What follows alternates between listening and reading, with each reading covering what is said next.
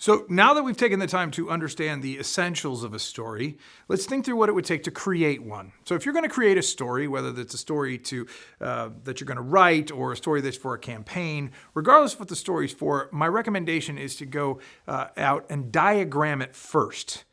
So the first thing you need to provide in this structured approach to really think through what you're trying to get to is a central idea.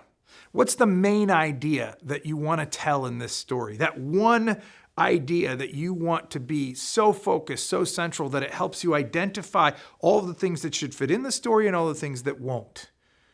Let's say your central idea is something like love conquers all, or greed destroys those who chase money. Whatever. It needs to be, when you write a central idea, capable of being put down to one sentence. And that sentence needs to be so true, so powerful, so central to what you're about to do that when people hear it, they go, yes.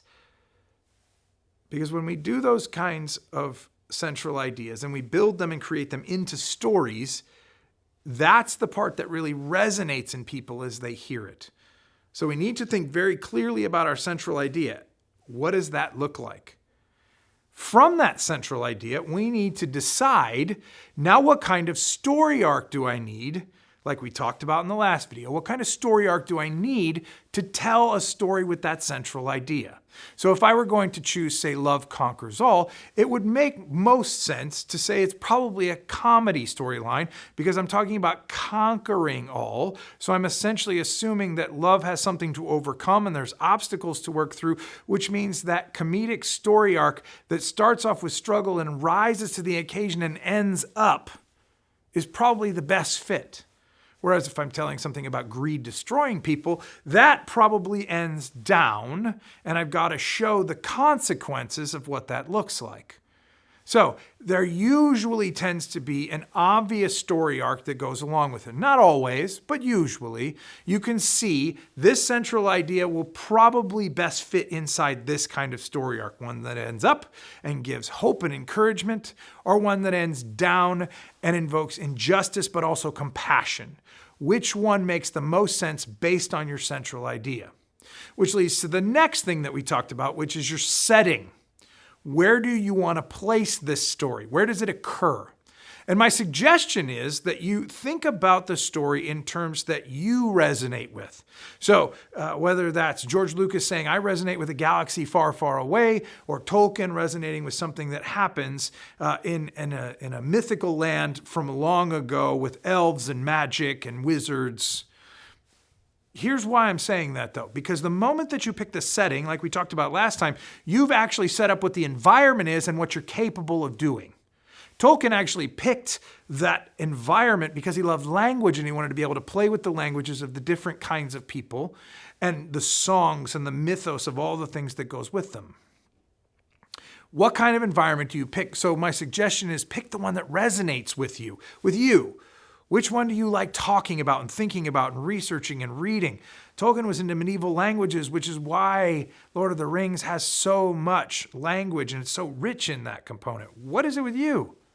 What do you resonate with? What are you passionate about? What are the things that you like to focus on and look at? What are the things you like to think about and talk about? What are those? And set your story in a place that you are comfortable with the setting, because if you say, I want to do it in outer space, well, you've got to be comfortable with all the things that go along with outer space, because you're going to have to think through, how does outer space work? Can they breathe in outer space or can they not breathe? You're setting rules in which the rest of the story is going to take shape. Find the ones that you connect with. Next, you're going to have to think through the conflict. What is the conflict that needs to take place based on your central idea and the story arc that you've created? Love conquers all. Well, what is it going to have to conquer then? What are the obstacles? What kind of conflicts are we setting in place to make that happen? What's the conflict that has to arise to make the story arc work to achieve your central idea?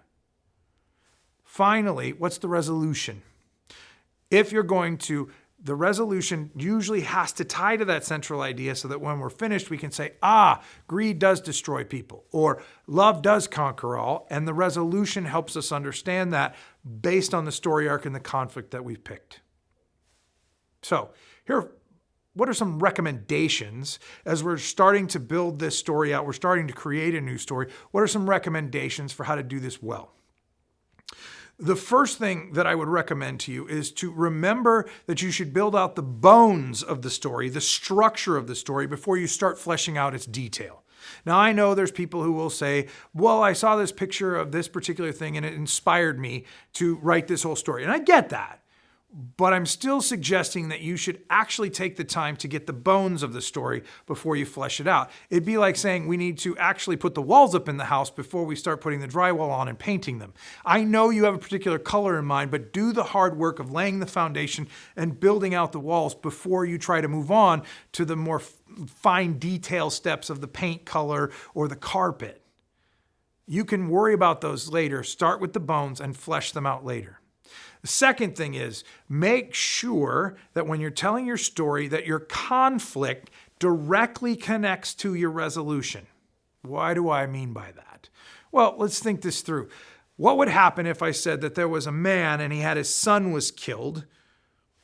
And you would say, well, obviously the resolution then would have to be either the man gets revenge and he either destroys him or he feels better, or the man forgives the person and moves on.